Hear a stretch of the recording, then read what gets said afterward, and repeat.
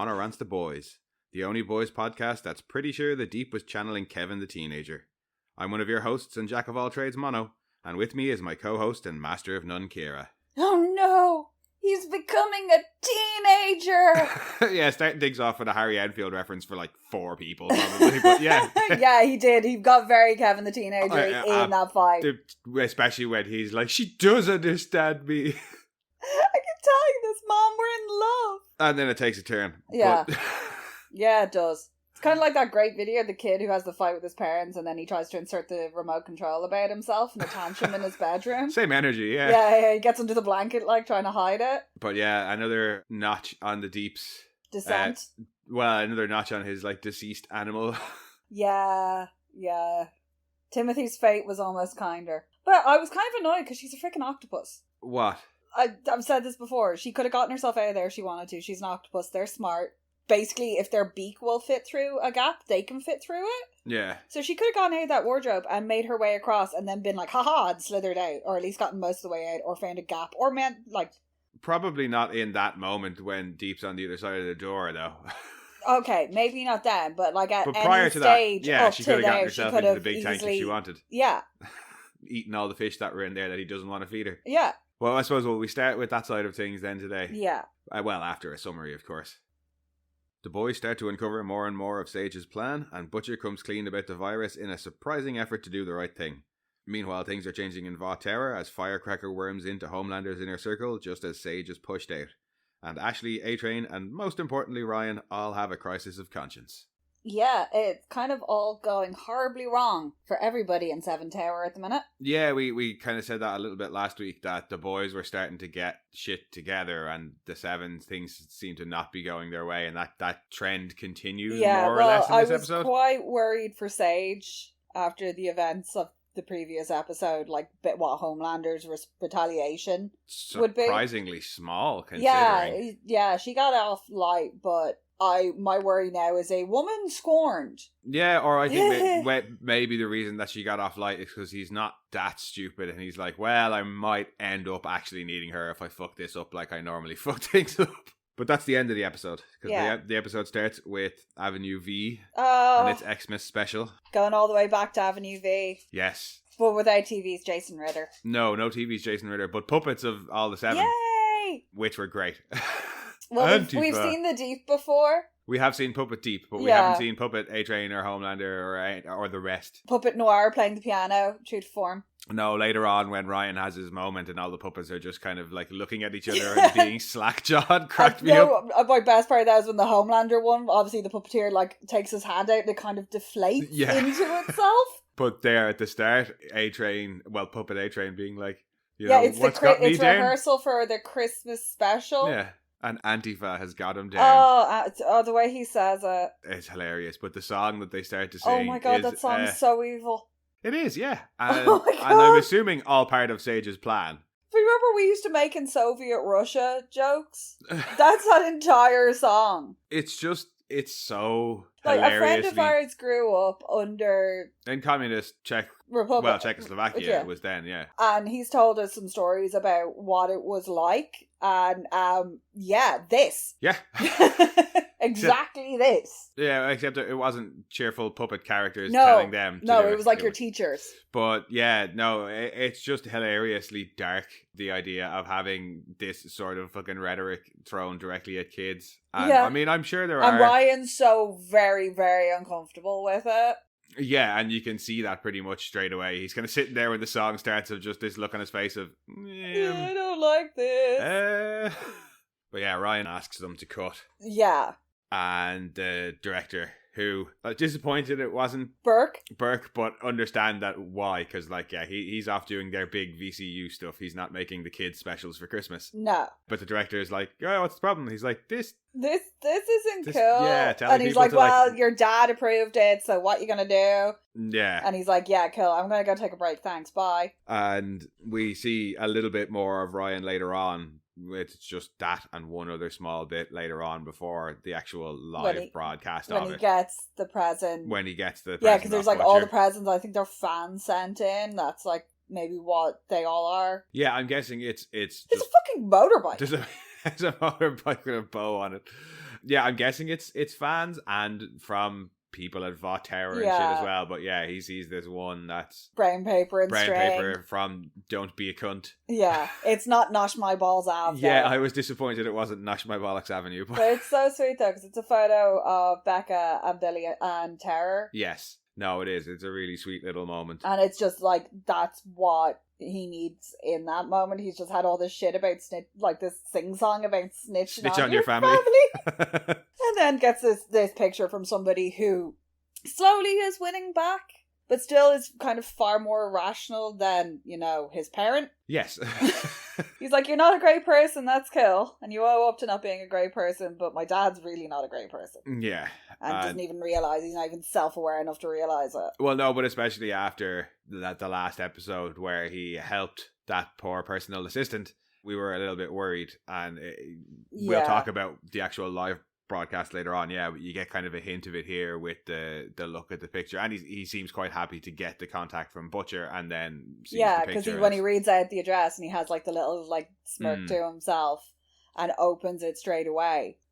But sticking with the tower, Sage shows up for a meeting that she's a little bit upset to see is already in progress. Yeah, with Firecracker, who's looking entirely too full of herself. Oh, she's looking very pleased with herself. Oh, she's fucking parading around like a grand dame. Well, yeah, because when Sage asks... Like all them deep southern roots came out. Sage asks, I thought the meeting started at 11, and it's Firecracker who responds. He says, oh, we moved it up. Yeah. Ashley tries to talk about Homelander NFTs. Yeah. You're joining a community. No, it's a fucking scam. It's a scam. Yep. I have no sympathy for NFTs. No, it's just... Except for maybe that exhibit we went to where it actually explained what they were supposed to be for. Well, the like initial concept art wise, but that's not what they are now. No, it's not what they are now. It's just ape pictures for idiots. You're joining a community. Yes, a community of like-minded idiots. Is it timeshare for art? Oh, I don't even want to keep talking about it. NFTs can fuck off. I think it's like Ashley, and she's like, yeah, you also get fuck out. off. And Ashley fucks off, leave. And Homelander expresses his displeasure with Sage over the whole... I like his gathering of himself before he turns and goes, Sage. So who is the leak? Because we know that it wasn't Cameron Coleman. We fucking killed him! Yeah, and she says she's working on it. Yeah, it was just a road bump. It's fine. We're getting there. Oh, we get that line from Firecracker about he golfed with that MyPillow dude. Yeah, it's the MyPillow CEO, and now he's pulled like a whole lot of funding. Pulled 50 million worth in funding. Firecracker's quick to use that against Sage. Yeah, the whole conversation doesn't go in Sage's way. Oh, he has the little bug and he smashes it into the table and he's like, do you know what this is? And she's like, yeah, it's a bug. Yeah, he's like, it's Butcher's bug. They heard everything we said in Tech Nights. Like, we need to get rid of him. And that's when Sage is like, well, no, we've talked about this. He's going to be dead in a few months. Yeah. Anyway. And we don't need to, mess up or mess around with the CIA this close to go time. And he's like, oh, not a good idea. Your plan kind of feels like the contempt when he says your illustrious plan. It's like, oh, glorious 5-year plan. It is. It was like, it was like everything is for the plan. But he tells her, look, we'll find the leak. Me and Firecracker are going to find the leak. Yeah, because he's like, what happens next time that pretty little brain of yours gets damaged? And you're left like a gibbering idiot. But yeah, tells her, you just worry about the shooter for January the 6th and we'll take care of the rest. And she's not particularly happy with that. And we see A-Train's listening outside. Yeah. Yeah, because she's like, look, Billy's not really our problem because at the minute, all day, if we out them or go after them, that's not their end goal. Yeah, at the minute they just want to take out Vic. They want to take out Vic, that's fine. We'll keep them busy trying to, do that. Yeah, as we find out later, she has plans for them, so she's obviously not too worried about them killing Vic, but Homelander doesn't know that, and he's just... No, when he's like, you have brains, but I have wisdom. Oh, God, yeah. And it is, you could see he's as much as he wanted her around in the first place, his ego really can't handle especially being told now what to do. That he has Firecracker there, who's a new type of yes man. Well, I think in a way, he was almost waiting for Sage to put a step wrong so he could justify getting rid... she's not as smart as she thinks she is. I don't actually need her, so I can continue to go on my own, but I'm right about it this time. But he's not. He's a fucking idiot. But other fucking idiots being deep reading poetry to Ambrosius. From his book. From his book of poetry. I can't remember what the poem is called, but it's fucking hilarious. It's not Deeper Thoughts with the Deep. It should be.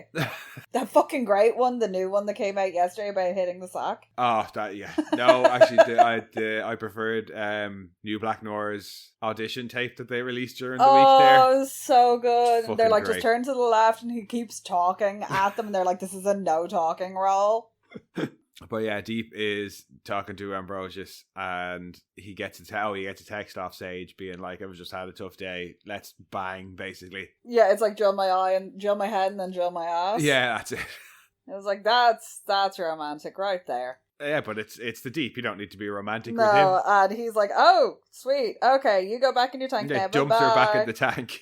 I do love the fact that they've gone back to the, like, 1950s superhero massively full coverage briefs. Oh, like we saw Homelander when he was upset about his pubes in the first episode or second episode, yeah. Yeah, those, like, they come up... The super undies. Yeah, the ones that come up real high. Yeah. The old, like, wrestler style ones as well. Like, so when you see him running around, he's, like, grabbing his belt and he's grabbing his pants. Yeah. And he's still got his boots on! How do they keep getting... He always has the boots on. No, but it's not just him. Fucking Stormfront was the same. She's kept her boots on. That outfit was skin tight. Did she take the shoes off and then put them back on? I don't know. Why are you so afraid of feet? Or is Eric Kripke really that grossed out by feet? Or maybe it's just, no, I was like, it couldn't be for A-Train because they put feet physically in his mouth. Yes. Speaking of A-Train, actually, he goes to see Ashley. Oh god, poor Ashley, because they've broken the news that Cameron Coleman has died of a brain aneurysm caused by the flu vaccine. Yeah. And like the quote from Jenna McCarthy on the bottom of the ticker that's like another vax victim or something like that. And it's just, like VOT news is just getting worse and worse and worse as we've seen it go on. Like it went from... It's so desperate now. It's gone from Fox to InfoWars, basically. With a little bit of GB News? Yeah. Because they're a bit ridiculous like that. Oh, yeah, the English version, basically. Yeah. But Ashley's watching this thing about Cameron. Drinking a bottle of wine at 11 o'clock in the morning, crying. Because she regrets it now. A-Train comes in and knows that Homelander knows about Cameron not being the leak. Ashley starts to freak out a little bit. Because Firecracker's like, oh, well, we're going to find the leak ourselves. Yeah, when he's been listening outside the door. And he asks her where her assistant is. She's like, he couldn't get my orders right, so I fired his ass. And he's like, are you drunk? She's like, I'm the CEO. I can get drunk at 11 if I wish. I love she's trying to like stand and posture and is like, I am the CEO. When it's like, you are white girl wine drunk. A-Train's like, what? She really is. Oh yeah, A-Train's like, whatever, and goes to walk out. And that's when she grabs him and is like, no, look, I fired him. I fired him because he was the best fucking assistant I've ever had, but I fired him to get him away from this place. Yeah, and she's like, I killed Cameron Coleman. And A-Train says he did it to save me. But she says that, she could have found another way to do it. Yeah, being here makes you a monster. She's yeah. Like, let's just get out of here. You and me can go. And she puts her hand on his chest and he kind of looks down at her. It's so funny where she is hanging off him. Oh, she is. But then she's like, no, not to fuck. Ew, no. Ew, no. Not you. Come on, we can go to Florence. I spent my junior year there, or my study abroad semester there. Yeah. The photo of her from the study abroad is so good. With the fucking cornrows and the hairy armpits. Because I can't remember what university she said she went to, but it totally tracks with like the stereotype of that university. Does she say she... I think it was Brown or something like that. In a previous... when she's going on about wanting so to quit, that makes perfect sense when you know the way you have like the stereotypes of these, that's the kind of hippie free love and no washing one. But A-Train tells her she needs to get her shit together. She can't be this drunk and running her mouth off when she holds both of their lives in her hands. Yeah, you're white girl drunk. You need to not be talking to anybody right now. Yeah. And you really don't need to be on your phone. The phone should be removed from your presence because you are going to text people. And yeah, basically, yeah, A-Train is all like, get your shit together, and he leaves because he's like, fuck this shit, you're drunk, I gotta go. Well, you just tells her you need to get your shit together and leaves her, like. Yeah. But yeah, I think A-Train after that runs off to go and do stuff with the boys, but we'll talk about that side later. But sticking in the tower, Homelander is leaving Ryan a voicemail that starts off kind of like, yeah, it's like, hey buddy, bud, yeah, like, I hear you're having problems. Well, first he's all like, sorry I haven't seen you, I've been so busy, and then he's like, I hear you're having problems and I don't have time to deal with you, basically. Yeah, so just suck it up and do it, kind of. Yeah, and like, yeah, just get it done. Leave the message and walk off a firecracker down in, I think, where Maeve had been kept. They're in that sub-basement level where they like to hold them, where they have all their specialist rooms. Yeah, soup holding, I'm guessing. Yeah, it's Webweaver. Gross, disgusting Webweaver. So gross. Who has a so gross. Really disgusting anxiety response. Oh. That when he's nervous, he shoots webs. Yeah, it's like Zoidberg and the ink. Uh-huh. Zoidberg and his ink reflex. Except that's a defense mechanism for him. Smoke bomb. This does not seem to be helpful. No, he's also a heroin addict, and yeah, that tracks. I suppose, yeah, we've all seen Trainspotting. Yeah, come down off heroin ain't fun. It does things to you. I'd say he's also fairly nervous considering. Yeah, but just no. His response when Homelander asks him how it works, and he goes, "Oh, there's a hole cut in the back of the suit." Oh, yeah. I was like, thank you for this one moment of levity in an otherwise disgusting, like, fucking scene. Yeah. Actually, no, Firecrack, the first time he does it, and they're both like, oh, ooh, and she's like, ooh, I didn't know, oh, sorry. And yeah, like, sorry, I didn't know that he was like this. Yeah, and then, like, it keeps, every time it happens, and she's just like, oh. But yeah, no, when he's like, how does it work? And he starts to say about the hole in the suit, and Homelander's like, no, with Butcher. And he says, yeah, basically he gave some information and that he gave him the suit, Webweaver gave him his suit. Not they gave him his suit, but he's like, regretfully, like, he doesn't really finish the sentence. Like, he could have just said, oh, they knocked me out, and because it was taken. How, like, did they take the suit? They roofied me? But I think Homelander does have his suspicions, because when Firecracker's there, it's like, see, he's the leak kind of thing. Yeah. He's like, well, answer me one thing. How did you know about me meeting Victoria? Meeting Vic, yeah. I think he just said he says something along the lines of I fucked up or something, and Homelander's like, what are we gonna do with you? And steps up and grabs him by the throat, and he says, no, well, he starts to kind of like, everything's making horrible gurgling noises, and he's like, I really don't feel well. And I was like, is he going to just like die? Like, I didn't really, I actually was like, shit, is he just going to kind of like have a massive heart attack and die or something like that? Because he's a junkie. No, I think it was just it forces Homelander in as much as he gets so fed up with him. He's like, right, let's just finish this. And when he's choking him and he says, wait, what? I think Homelander still doesn't think he is the leak. But he knows he has been. But he's still been feeding information to Butcher. Yeah. He's not that leak, but he was a leak, so rips him in half. Yeah. Like, full on rips him in half. It looks amazing. It's so gross. No, but just from no. Visually it is, yeah. It looks amazing, and Firecracker looks like... Horrified? Yeah, horrified. Totally shocked. Like, I think she knew he was going to probably kill him. At least it was a different response to the last time he smashed somebody's face in with his, like, amour around him. When they killed the guy in the alleyway. Oh, sorry, I thought you meant with Firecracker. No. Like, I'd say Firecracker knew he was going to probably kill him, but I'd say she thought he was going to kill him. It would have just been, the laser vision or whatever. Yeah. I don't think she was expecting something so violent, and she does look a bit shocked. Yeah, because, like, Annika, in fairness, got probably the kindest death this season. Well, she wasn't there for Annika either. No, but Annika did get a very, like, it was quick, yeah. But yeah, she looks rather shocked, and I think is maybe a little bit like, oh, I'm in a bit deeper than I thought I was. No, I'd say she's in for the long haul. Like, in fairness, you don't take but I think she's just maybe seeing how precarious her own position could be. To flash forward to later on in the episode when he doesn't want her boobs, she looks a bit worried. Well, he's in a mood. Oh, yes.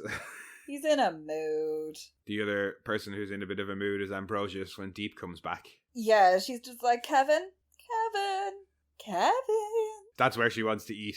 I can't remember Yeah, what she's fish like, it can you is. get me some, I think it's like sweet fish or something? I'm not sure, but Deep I doesn't actually want to think do it's it a 'cause- restaurant. I think it might be Well, no, does he not say sushi. that one of his friends is a whatever Abalone? fish, and Yeah. that he's like one I of his think it- ride or dies or something like Was that? it Sugarfish? I think that might actually be like a restaurant chain. Could also be named after a fish. Anyway, Deep doesn't want to do it, and she's like, can't eat what I want, can't be where I want. Yeah. And quotes some, I'm guessing, shitty Nicholas Sparks-esque author that I have no idea who it is. Oh, no. Lisa Vanderpump. Who the hell's that? Oh, she's a Real Housewife of Beverly Hills. Oh, right. Yeah, she's English. Huh? She's English. She's very, very posh. Right. Yeah. But in any case... She was on Real Housewives, and then she got her own spin-off called Vanderpump Rules. Oh, right, okay. Yeah.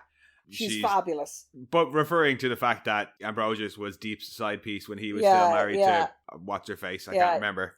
And now Sage is his new side piece. Well, which one's... I think he's everybody's side piece. Well, as we find out later, yeah. Yeah. Oh my god, that's so fucking that's funny. Brilliant, yeah. I died laughing when that came around. But their argument here also had me in stitches. Oh, the escalation. It's arguments and stuff like that are where you see just how much Arrested Development Kevin actually has. Yeah.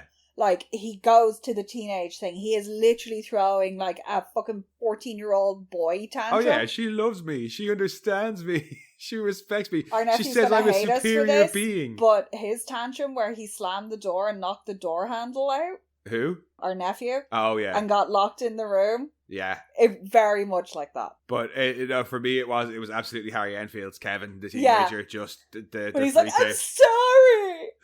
But when she said, or he says like flinging the clothes around in the closet. When he says it is what it is, and she's like, that's a nothing phrase used, or that's a dumb phrase used by what? Dumb people.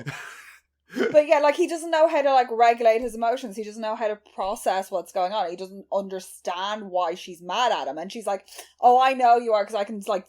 Well, he does understand. He gets pissy because he's not getting his own way. He really is just a spoiled brat. And, like, he does very much have that entitled frat bro. Well, he's always been that. Yeah. But in this episode, he we saw it last week when he was talking to Nora, he seems to be getting more he's buying into Homelanders' whole thing, and actually no, because even though he was a superhero, he's been the ridiculed member of the Seven for so long. No, he really took on board what Sage said about him being a superior being, and he's gotten this, and you see it when they go over to attack Butcher and the boys, when the stuff that he says to Annie there, he has taken on the bullshit, like, and has just become, is certainly starting to become what he was, but a more malicious version of it. No, but that was it, like, even in the Seven, like, it's kind of the thing that in comic books, like,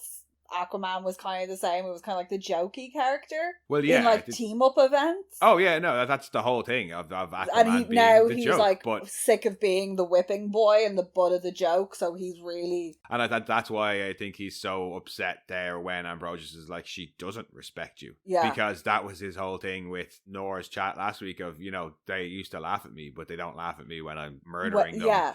So for Ambrosius to be like, she doesn't respect you, like she said this shit to you, but she doesn't respect you, that's what sets him off properly, and he ends up smashing the tank and runs out of the closet and slams the door and leaves her in there to die rather quickly. Yeah, because I'm once pretty again, sure octopus. She was on the bed for longer in the earlier scene than it took her to die there. I just feel like this whole, like, Ambrosius kind of gave I can't remember what the plural is, so either is fine, apparently. A bit of a bad rep. They're really, really smart, and they're really good at problem solving, and she could have gotten her own ass out of there. She really didn't want to be in there. Because that's what a normal octopus would be like, fuck this shit, I'm gone. Well, yeah, but she, for better or worse, she loves the deep. I know. But all she had to do was really make her way to the nearest, like, toilet. Well, I don't think there's a toilet in that closet. No. But, yeah, I mean, I say she died very quickly compared to how... I don't mean that I would have wanted that scene to have been more longer or drawn out or anything. Maybe the fight leading up to it. Yeah, if the fight had been a bit longer, because that was hilarious. Because I really wanted to see him, like, fling, like, the duvet off the bed in that kind of like proper tantrumy kind of way. It was pretty damn tantrumy in fairness. The fight was hilarious, so I would have liked that to last a bit longer. Yeah, but he unintentionally kills her. Well, he doesn't help her. Yeah, he smashes like the tank. Like, he could have just put... Because, like, his whole thing is like, oh, I can't move you to the big tank because I gotta clear out, like, the freshwater fish. Oh, but in the moment, he could absolutely save her if he wanted to. Yeah, he could have just grabbed her and put her in. But no, he goes out and he locks the closet door. Don't want to be in the room under the deep. Would you anyway? Not really, but that's, flood damage. Yep. But yeah, he stays there until she dies, and then... Oh, and she's just going, Kevin... And he thinks she's dead, and then she has a big dramatic gasp back for one last breath to tell him that she loves him. Yeah. And then, he's just kind of sitting there. Completely zoned out. We see him then zoned out in the seven boardroom. Yeah. And Homelander's giving him some kind of orders or talking to him about something, and then he's just like, we can't hear it. We just hear Homelander going, deep, deep. Did you get all that? And he snaps back into it, and he's like, oh, yeah. What is it he says? I'll murder anyone. I've got clarity now. I'll murder anyone you ask me to. I'll even murder all the fish in the sea. And Homelander's like, okay, buddy. Yeah, he's like, I mean... Cool. Like... Awesome. Like, everybody, like, I'm glad to see you're on board, but like, I don't need you to kill all the fish. Like, that's a bit much. Yeah. But anyway, you know what to do. Off you go there. And it was like, he doesn't know what he's doing. Like, he walked off with the confidence of a man who had zero idea. Yeah. He was just like, I'm going to walk over he apparently knows what he's going to do because... I reckon Noir actually knew because... Probably, yeah, Noir was standing there paying attention because he's desperate for any direction. So yeah. Orders? Sweet. What do you want me to do?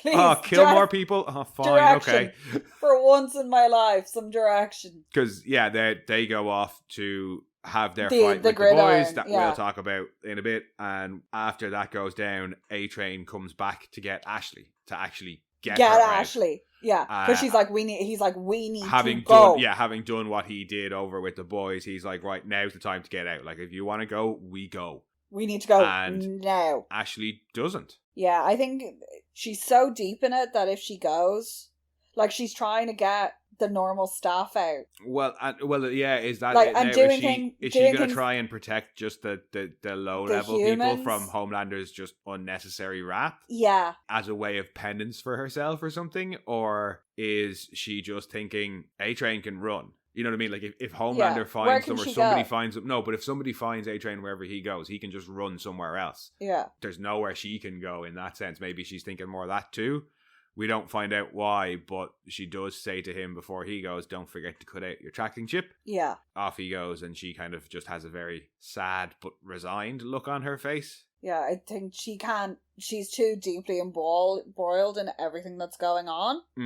But she can do a little bit. She can maybe try and save some people that are there.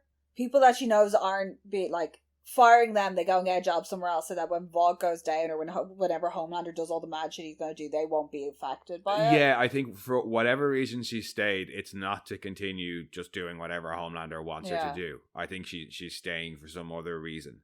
We'll probably find out a little bit more of it in the next episode because I think Homelander is slowly, again, turning everybody that's around him against himself or any of the useful people. Yeah. Because he's quite upset about A-Train. Oh God, yeah, when he finds out about that. He's like full on crying. And I suppose it's like, oh, why is Homelander crying? I think I don't like that. It's the big betrayal. It's like, yeah, Maeve and Nor betrayed him last season and now the only other one. They teamed up to but A-Train?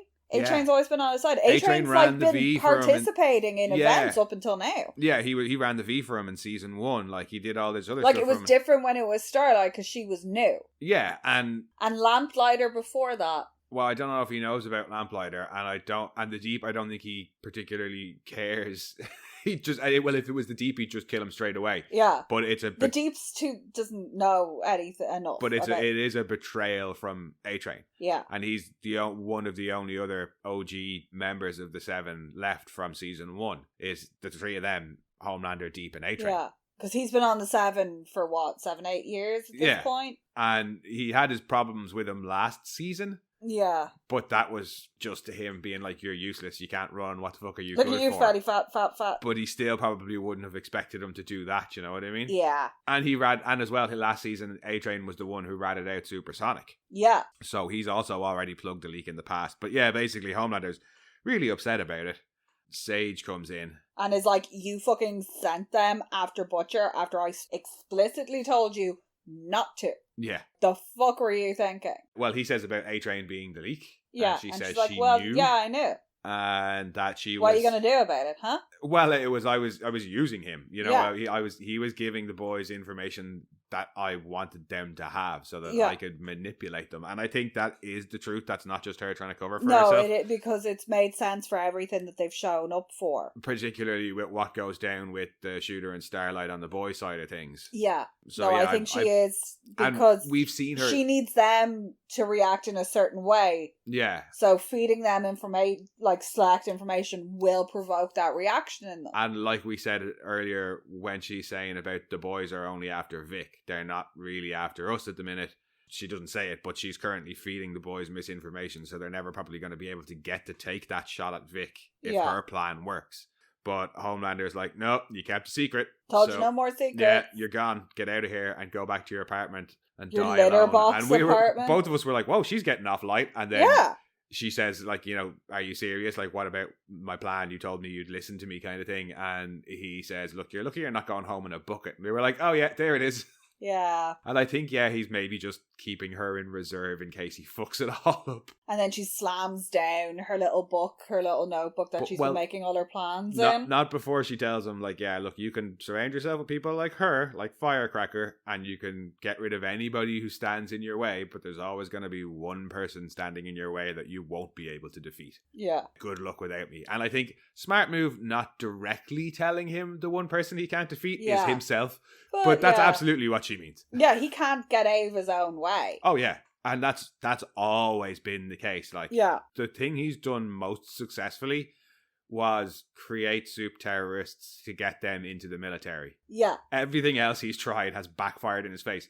Took the company from Stan, backfired in his face. Yeah. What was it? He's been called a disappointment in pretty much every season. Yeah, by almost everybody he views as a parental figure or anything like that. Or a person of respect. Yeah. But yeah, this will also probably backfire on him. Yeah. Especially, I think, because after Sage leaves and Firecracker's like, hey, do you want some milk action, basically? Yeah. And he's like, no, get the hell out of here. Like, I'm just... No, I do like the way he looks. The way the side eye he gives while he considers it. He's like, no, just get out of here. Oh, he considers for a second. He's like, he does consider it, yeah. But I think she is But the way when she's leaving and she goes, yep, okay. Yeah, she's happy to have gotten rid of Sage, but I think she also realizes... and like when she's like, oh, don't mind about A-Train, you know, and she uses the word uppity again. Yeah, but I think it is her being like, I've shown him my loyalty, but loyalty will only get me so far with him if he thinks I'm not with him. Yeah. I don't think she's going to turn against him or anything like that. No, she's after going through at least a month-long regimen of drugs. Yeah, to get in his good graces. But which actually does have, like, some quite negative health effects. I think she may be realising that getting in his good graces and staying in his good graces are two different things. They also have quite negative health effects. Yes, they generally do. Oh, yeah, because then she's also, like, that's where you get that great moment where she's like, oh, but we killed Webweaver for nothing. And Sage is like, why the fuck did you kill Webweaver? Like, he's a junkie. She's like, you thought he was the leak. Of course, he'll admit to anything, like... Yeah, just to get home to get his next fix. Like, what the fuck is wrong with you? And you can see Homelander then, like, kind of looking at Firecracker and being like, ooh, you fucked up. The only other thing that happens in the tower in the episode is Ryan listens to the voicemail. Yeah, which isn't a great voicemail. No, it's a shitty voicemail. And Ryan the look on Ryan's face isn't one of, like... He's not, like, super hurt by it. It's almost like... It's resignation. It's like resignation, or it's just confirmed something for him. Like, Homelander's done this time and time again. Yeah. He love bombs him, and then it's a cycle. Yeah. It's an abusive cycle. In the last... He puts him in a situation where Ryan is really uncomfortable. He'll then apologize. He'll promise he'll make it all right, and he won't do that, and he'll change. That's what he directly did in the last episode before the stuff with the PA. He's like, he has that conversation with him where he's like, oh, people were trying to manipulate me all my life, and I realized I was trying to do that to you. And then the next episode, and he's using those same tactics. And then the next episode, he's telling them, suck it up and do this thing that you don't want to do, even though I've already told you you don't have to do anything you don't want to do. But just do it for me, hey? Yeah. So Ryan does have more of a look of like resignation, and all right, so this is the way he is, kind of. Yeah, I'm not going to be able to count on him for anything, realistically. We see the Vought or I really want his Christmas jumper. It looks super cozy with the hoodie on it. No, it does. It just looked really cozy. But the Vought musical, and they start singing the song about see something, say something. Yeah, and Ryan, that will not be added into the Christmas music. No, that one won't. But yeah, Ryan has had enough. Yeah, and he's like, please stands stop. Up, stop, and Ashley's like, go to commercial. Or no, I think, is it the director who says go to commercial? No, Ashley says go to commercial, and he says don't, but he looks around to Ashley like, well, what should I do? And she's like, no, let him talk. Yeah, he starts talking about how, no, that song's not cool. Yeah, that's not cool at all. Family is important. Spy on your family. Family's important. And been thinking a lot about my mom and how she died. She loved Christmas. And she loved her husband, and she wouldn't be cool with any of this. Yeah, and she wouldn't want me doing this. And Homelander's watching it, and he's not very happy. Yeah, he says she would have always wanted me to tell the truth, which is why. And he just can't get there. Yeah, says he's sorry and kind of runs off the screen. But and it's enough. Oh, it is. But what? And that went out live. It's another one of those, obviously, like those Starlight moments from the first season. Yeah. And then in Gen V, we had a reference to it where it was like, we're either going to have a new Starlight or she's going to crash and burn. She's going to be the Black Starlight. Marie. Yeah. And I almost thought for a second A-Train was going to have one of those moments. Oh, when he was talking about the shitty movie. Yeah, the hero and the boy he trained. But I think that might have been intentional, that we were supposed to think A-Train was about to do that, but no, he's not. His character's not ready for it yet, whereas in this episode he is. And this is Ryan's Annie moment. Yeah, but he is coming around to the fact that, it's not good in the tower. No, and I think because that was the thing I was worried about, was because he's so sheltered. Like, he was so sheltered. And then going straight into another atmosphere, an environment where all of these shitty things were tolerated and he's being treated like the fucking prince or whatever, that he wouldn't remember kind of the values that Becca tried to teach him. Well, that was what you had always said, was that you reckon that the values she had instilled in him would eventually win out, and that does seem to be what we're happening seeing here. And like, the more he's being exposed to the cruelty of others, the more it's compounding his own feelings. And having somebody like Butcher say it too, like when he has the conversation with Butcher and he's opening up to him, and Butcher's like, I'm not a good person. Yeah. But the best part of me was your mum. And I think probably, like, Ryan's smart enough to know, like, this is messages they're sending out to little kids, and I don't think it's right, so I can't. To, like, little kids. Yeah. This is fucked up. But the thing now will be, I reckon Ryan will probably want to leave. Yeah, Butcher needs to go get Ryan. But given or Mallory. He knows how to get in contact with Mallory. He does, as well. But given what Ryan has just very publicly done. Yeah. And Homelander has seen it. And I'm guessing it's in the tower, and Homelander's also in the tower, so is he going to go straight downstairs and be like, what the hell have you done, and lock him up? Like, will Ryan be able to go to Butcher, even if he wants to? Or are they going to have to try and get him out somehow? I think it will be a case of they'll actually have to rescue him because he's now being held against his will in the tower. I have a horrible feeling, because when... just talking about going into the tower and stuff, when Sage put down her notebook, I had a picture of Maeve on it. It did. And we know Annie was trying to track somebody. I don't think it. We sending in somebody like Maeve to get Ryan out. Well, no, Maeve has no powers anymore. Oh yeah, shit. Because I was like, that could have been like a really good sneak way, because they think she's dead. I don't think Maeve's going to come back into it. No, but I still wonder if that's who Ashley's covering for. Yeah. We haven't seen also Ashley in a while, have we?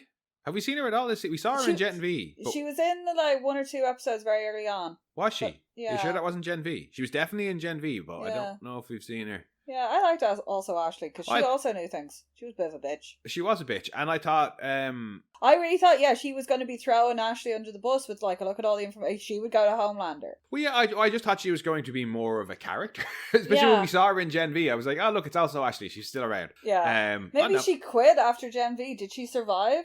Yeah, all the board people survived that. Yeah, but she was an assistant.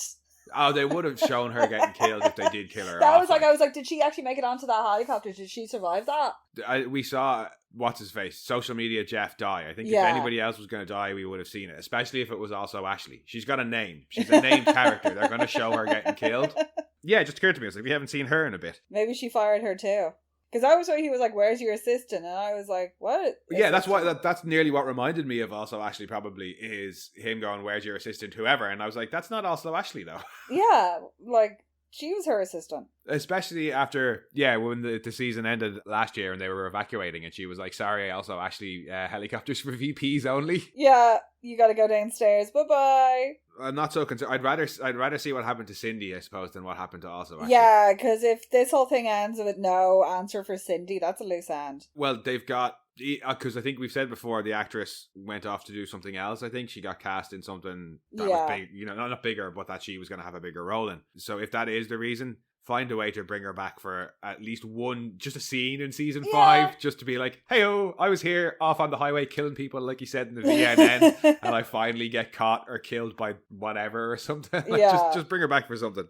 But I think that well covers everything on the 7 side of things. It's all kind of falling apart, but the wheels are still in motion, but the cart's falling apart. For a lack of a better analogy, huh? I had a car like that once. Like bits just kept. Most falling. of my cars are like that. Yeah, it rattles, it squeaks, bits fall off, but it still goes. Yeah. You just can't turn the air conditioning on, otherwise things might fly at you. So I think that's kind of where Homelander's plan is at the minute. Is like, things are still going. Like they have Tech-Knight's prisons. They have momentum. They have Tech-Knight's prisons, but he's dead. Yeah. Vic is now the person behind the scenes, but it was supposed to be Sage. Homelander probably doesn't trust Vic enough. He doesn't obviously trust Sage at all anymore. And now he's got Firecracker for his second in command. Ooh. And the Deep and New Nor as his henchmen. And that's it. That's all he has. Because A-Train's gone. Yeah. So, like, that's what he's got to work with right now. So, yeah, things not going well for him. No, and his son's just turned on him. Yeah.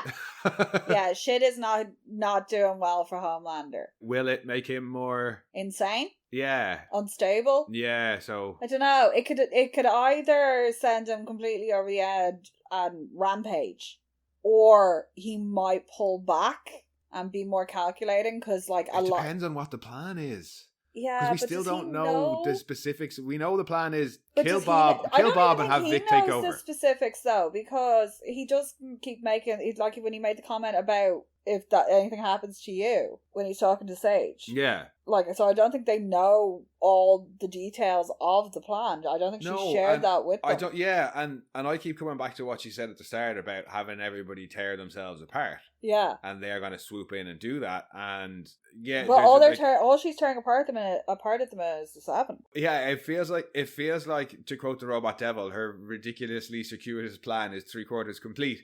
But I don't know what her plan. Like, we don't know what her plan is enough to know whether or not it's going according to plan. Yeah, it's one of those plans where it relies on people reacting in predictable fashions. I feel like when we get it explained to us, it's gonna have been a really, really complicated plan. And I'm like, if it's so complicated and you're just gonna explain it all to us in the very last episode of the season, it might possibly feel like a bit of a rip-off. Yeah, I don't feel like they've given us enough hints along the way. We don't need a Goldberg machine of a plan. That's what I feel like. It's going to have been some big Rube Goldberg machine of a plan that they're going to have to explain to us in the last episode. And and not in the fun way like Final Destination style. But I don't feel like they've been dropping hints about what her plan is in the same way they were dropping hints about, like, say, Kessler not being real. Yeah. And also, like, if you're going to get the public to tear themselves apart, like we've seen when you had that brilliant montage of the guy listening to the Stormfront stuff. Yeah. And him moving through his life and it getting more and more intense as he falls into the delusion and ends up shooting the guy. Yeah. We've seen the crowd be annoyed and we've seen them like outside the trial, but it seems to have been fairly quiet since then. Yeah, because we There's no like big outrage like you had, like that was the thing with the Firecracker live broadcast. There was no audience there. There was the people who were sitting in the chair. Yeah, but there was no big like and the whole thing that Sage said to Homelander about Firecracker and why they needed her was because she riles up the masses. Yeah, and he was like, "What? She's gonna stop the Starlighters." And her response is, "No, she's gonna make them louder." Yeah. we've seen the rhetoric from VNN get ramped up. You know, we've seen her talk but there's about been no, like... Jewish space lasers. We've seen her talk Yeah. about, you know, firecrackers, pedo no ring and all this, but we've never human- seen the Starlighters get riled up. And that's the whole purpose of Firecracker, is it not? But there's no human aspect of this outrage. Like, we'd seen it before, like, with your man, who's Yeah. a brilliant example, with Todd getting more and more fanatical. We saw it a bit with your man coming in doing the Pizzagate thing into Starlight House. Yeah. But what I'm saying is we haven't seen the Starlighters' response. No. And if the whole thing is that... So They seem to have largely we've seen disbanded. VNN and Firecracker try and rile up their own fan base. Yeah. But we haven't seen anything that says that the Starlighters are getting riled up. So yeah, I'm just like, I need more details about her plan, and if I'm going to get them all in the last episode, they had better be good, and it had better not be oh, that's convenient. I have faith in the show that it will be, but I'm just like, it feels like you said, it feels like she's got this Rube Goldberg plan, and we have no idea what it is. So yeah, we don't know if it could all be going perfectly according to plan. When the professor turns into a Yeti and they have the really elaborate death machine. Yeah, is it? But Sorry, is it, that just when they all have to put the drop of poison on the blade. Is it that? Is that what she's doing? It's and is a it total house of cards, and it's all going to fucking come tumbling down. And I mean, I don't think we can just cast aside what she said to Vic last week either. No, I'm trying to get Vic. Is she going to go to Vic now and be like, I can get you what you want? Well, yeah, will she go to Vic, or will she just... I don't think she's not going to go to the boys. No, they'll kill her on sight. I don't think she will, because I don't think she's going to try, like, she wants the plan. Yeah. So I'd say she'd be more likely to go and Vic and try and get Vic's them to do something. Stan. Huh? She knows Vic has Stan Edgar squirreled away somewhere. Yeah, and her, Vic, and Stan together would probably be way more formidable. Well, certainly intellectually wise, than... It would be way more efficient. Yeah. And effective. Yes. Speaking of efficient, I kind of feel that this might be another two-parter. Yeah. And that we're not very efficient. No. But yeah, no, it will be interesting to see which way Sage goes now. Because she's not going to go to the boys because she wants her plan. No, but I'm also like, oh, please go woman scorned. Please. Oh, I think she'll want revenge. Oh of God, some no! kind. He promised he would listen to her, and especially given what she said to Vic in the last moment, episode. He has done everything to circumvent that. He has demeaned her. He's made her join the Seven, which she was like, I cannot do this because why the fuck would I be in public? I can't plan a fucking coup in fucking public. Plus, now that he's fired her, he's got to explain the 7 had gone from the 4 to the 6, and now it's going to be back to the 4 because A-Train is gone, and Sage is gone. Yeah. So, they can do their usual thing of glossing over it like they did with Translucent and just saying they're off on missions or whatever, but like, yeah, he made her public and she's a brand new member of the 7. People are going to be asking questions as to where she is if he's just fired her. Yeah. Or are they going to play it like she's like on the other side? Wow, I make her one of the bad guys. Yeah. No, I think if this had happened earlier in the season, maybe. But no, I think next week it's just going to be whatever her, not knee-jerk reaction is, but Sage is going to make a decision as to what to do going forward, and it will just be relevant to the next episode. I don't think it'll be much to do with season 5, because we've only got one episode left, like. Yeah, there'll definitely be something in and around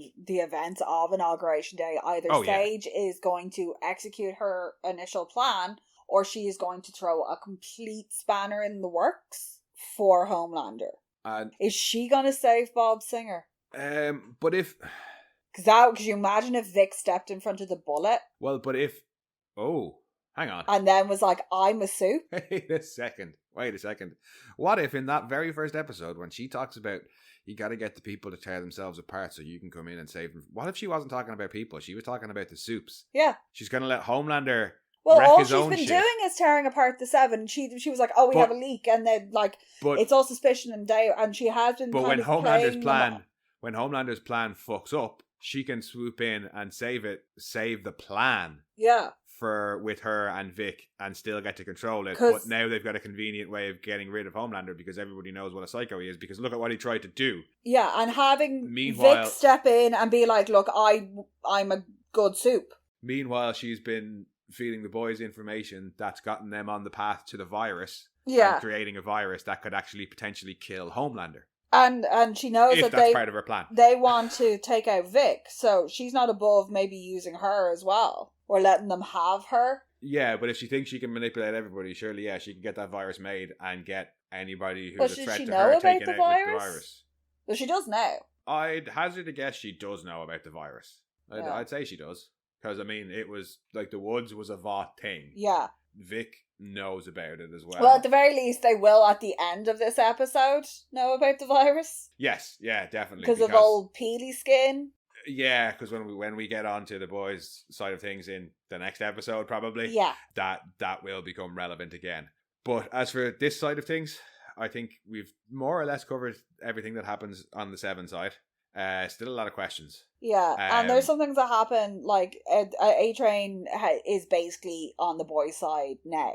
Yeah, he's going to get talked about on the boys' side of things. He's one of them now. oh, no, but can we have a special moment for the bro conversation? Oh shit, yeah, we skipped over that. Fuck. The bro conversation is fucking brilliant. Just for so many reasons that cracked me up. The whole bro conversation was hilarious, but then Sage walking out. Deep being like, hey, now I've had a hard day, why don't you come and bang me? No, he says we've had a hard day. But the implication being it's the same, that's how she sent a text to him earlier. Yeah. So he's saying, hey, now I've had a hard day, let's go bang. Yeah. And she's like, no, Homelander just fired me, I'm leaving. And no, Black Noir chimes in, declares his love for her. And Deep's like, what? Yeah. You were lobotomizing her too, so you guys could fuck? And he's just lobotomizing her. And the realization on Deep's face. And Sage is just like, I am out of here, bye-bye. That cracked me up. It would have been one thing. It would have been one thing if Black Noir had been also lobotomizing and fucking her.